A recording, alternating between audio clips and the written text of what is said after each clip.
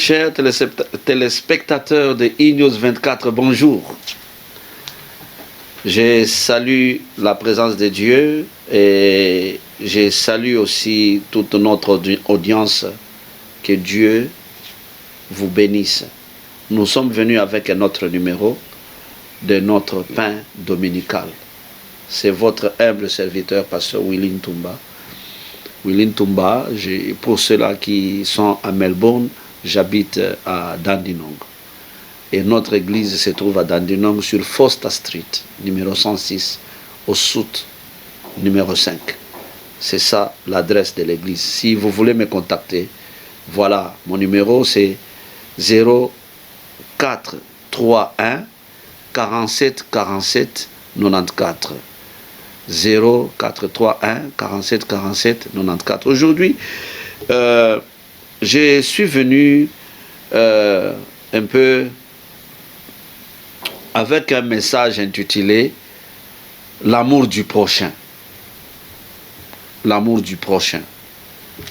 L'amour du prochain. L'amour du prochain. L'amour du prochain. Parce que Jésus-Christ qui est en nous, nous a aimés, il a donné sa vie pour nous. Mais comme il vit en nous, donc aimer le prochain, aimer ton prochain, ça devient inné, ça devient quelque chose qui est attaché à notre marche avec Dieu. Donc, aimer le prochain. Ici, quand je suis en train de parler du prochain, je ne regarde pas seulement avec qui je prie. Le prochain, c'est seulement la personne avec qui je prie. Oui, il est mon prochain aussi, mais nous devons extendre notre façon de voir les choses. Même celui qui ne partage pas la foi avec toi. Celui qui ne partage pas la foi avec toi, il est prochain, c'est ton prochain. Celui qui n'a pas encore cru, c'est ton prochain. Donc, si Christ vit en toi, tu es une personne qui aime le prochain. Donc, tu ne vis pas pour toi-même, mais tu vis aussi pour les autres. Donc, tu es là et tu vis, tu fais des choses pour toi et tu fais des choses pour les autres. Alors, j'ai été inspiré par cette écriture de la Bible dans Romains chapitre 14.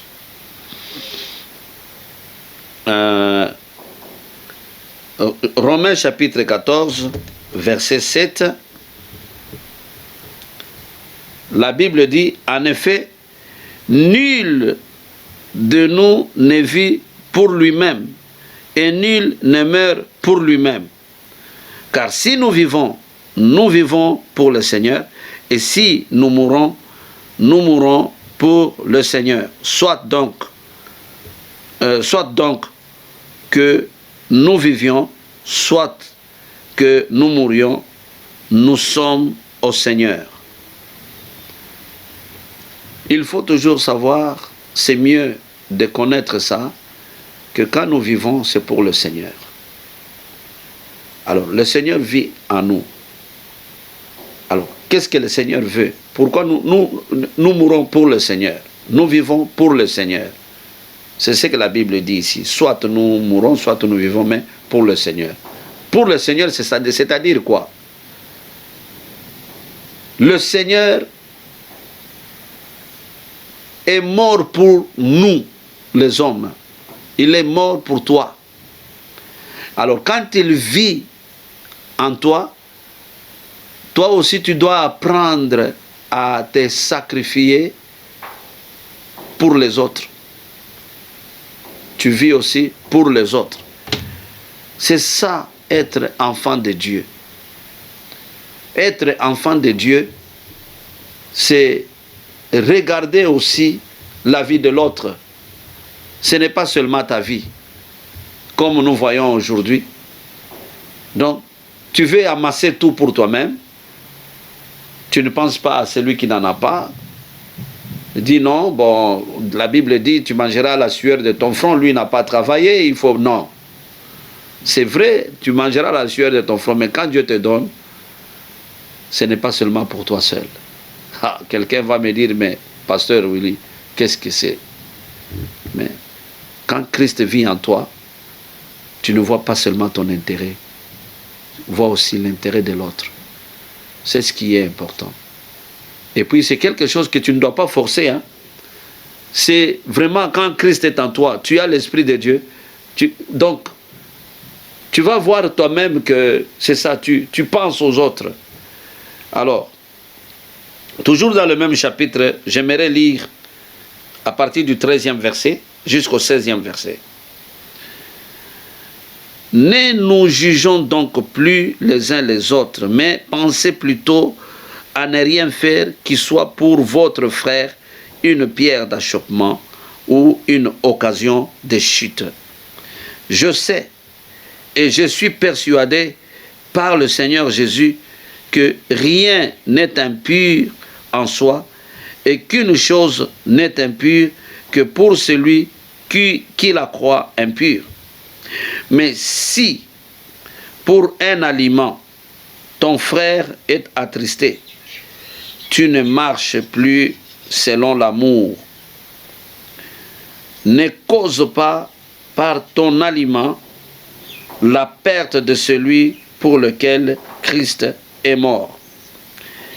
Que votre privilège, ici j'insiste, que votre privilège ne soit pas un sujet de calomnie.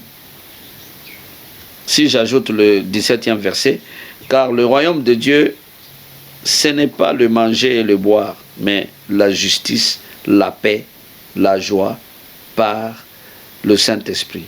Celui qui sert Christ de cette manière est agréable à Dieu et éprouvé des hommes. Ça, c'est le 18e verset.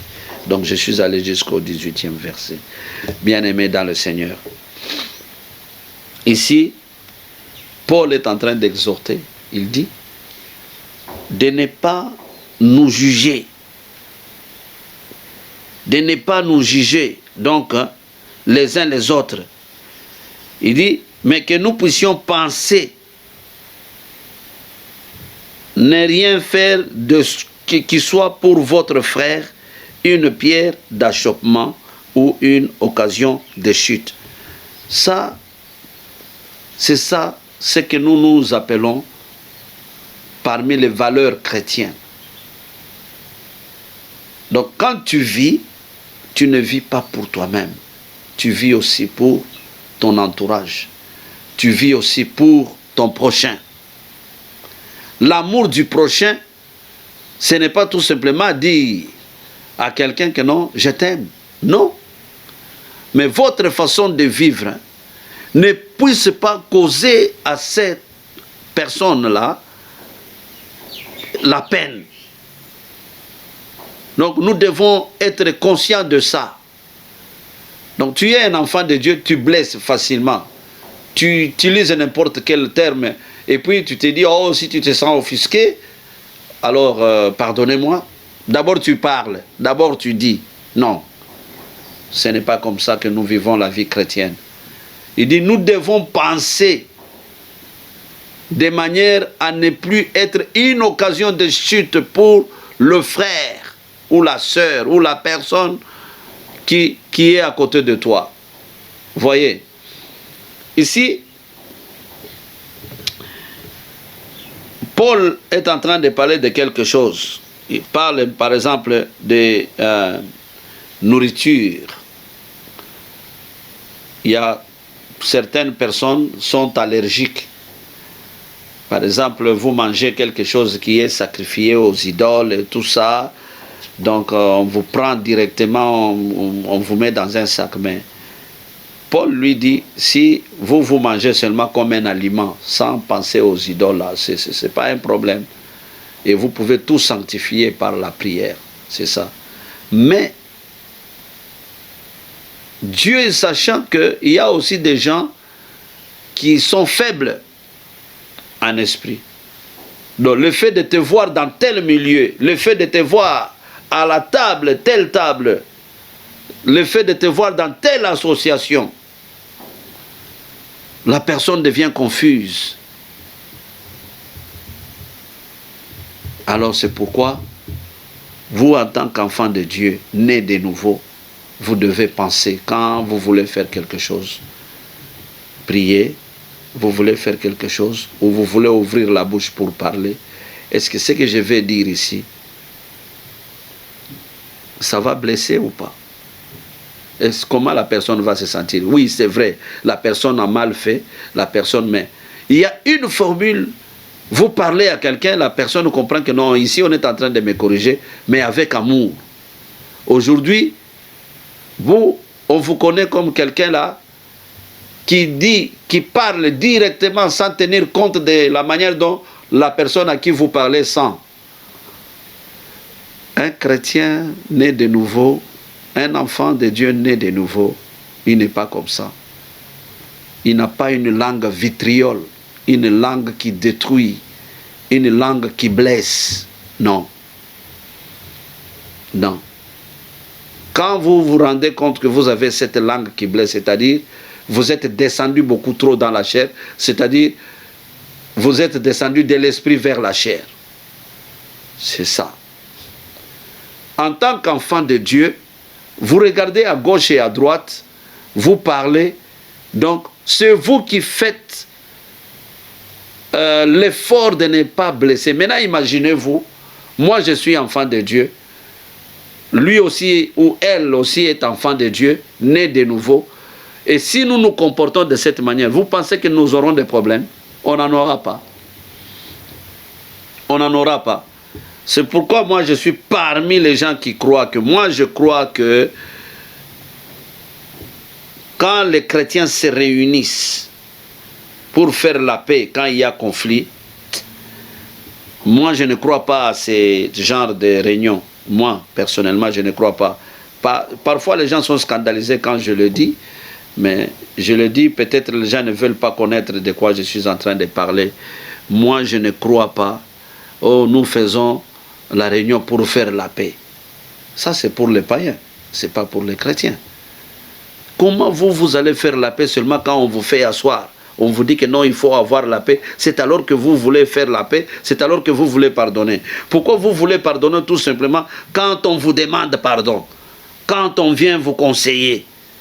En tant qu'enfant de Dieu, ce n'est pas comme ça que Dieu voit les choses.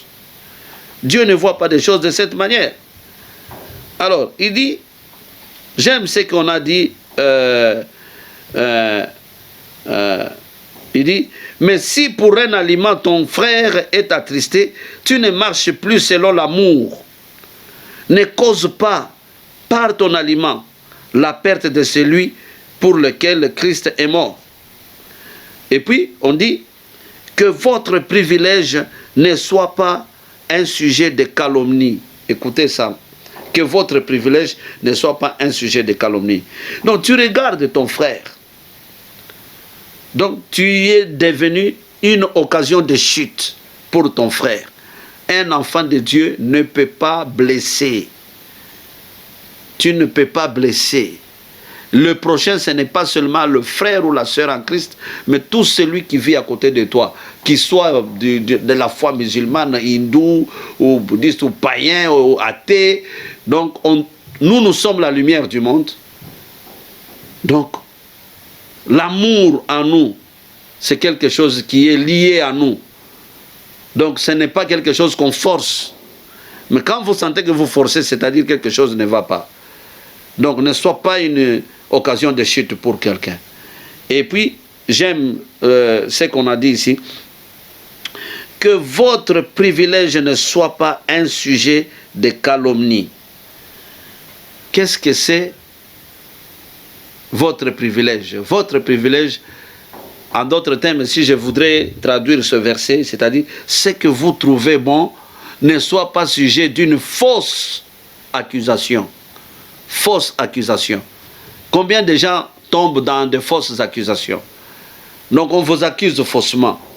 Vous n'avez rien fait, on vous accuse tout simplement parce que vous ne contrôlez pas votre façon de vivre. Alors, vous allez certains milieux, vous côtoyez certaines personnes, maintenant on vous assimile à ces gens-là, et maintenant vous commencez à regretter, vous dites, mais non, mais pourquoi les gens doivent penser de cette manière? Non, que votre privilège, c'est-à-dire ce que vous trouvez bon, ne puisse pas être une occasion d'une fausse accusation. Donc c'est ça. Je vais illustrer un exemple ici. Toi, tu es quelqu'un, bon, un frère et une soeur. Vous allez, par exemple, le frère a un problème ou soit la soeur a un problème. Vous allez maintenant conseiller le frère et la soeur. Maintenant, vous sortez, peut-être vous marchez à la plage, vous vous tenez les mains, et puis dans les heures tardives, la nuit là, vous vous tenez les mains, vous marchez lentement, vous aidez votre frère, vous aidez votre soeur. Là, ce n'est pas un problème. Vraiment pas un problème. Mais c'est lui qui vous voit. Quel est le message que vous lui communiquez? Quel est le message que vous lui communiquez? C'est pourquoi il faut faire attention, bien-aimés. Quand nous vivons, nous ne vivons pas seulement pour nous-mêmes. Pensons aux prochains. Pensons aux gens qui nous entourent. Nous sommes la lumière du monde. Nous sommes le sel du monde. Toi qui me suis là, tu viens d'écouter ce message. Je vais faire encore un appel. Si tu peux recevoir le Seigneur Jésus-Christ comme le Sauveur et le Seigneur, tu seras capable de vivre ça. Ce sont des choses que tu ne vas pas forcer. Alors, comment tu vas le faire? C'est en invitant Jésus-Christ comme Sauveur et Seigneur dans ta vie. En disant seulement les mots ici. Seigneur Jésus, je viens dans ta présence, je t'invite d'entrer dans ma vie, prends la direction de ma vie, je t'accepte aujourd'hui comme mon Sauveur et mon Seigneur. Si tu fais seulement cette prière avec le cœur, tu deviens un enfant né de nouveau et tu vas commencer à vivre cette vie. Ne sois pas un chrétien quand les gens regardent. Donc les gens se sentent toujours mal à l'aise. Ils sont blessés, ils sont... Non, un enfant de Dieu, la vie d'un enfant de Dieu n'est pas comme ça. Que Dieu vous bénisse. Voilà ce que Dieu m'a mis à cœur de vous partager. Amen.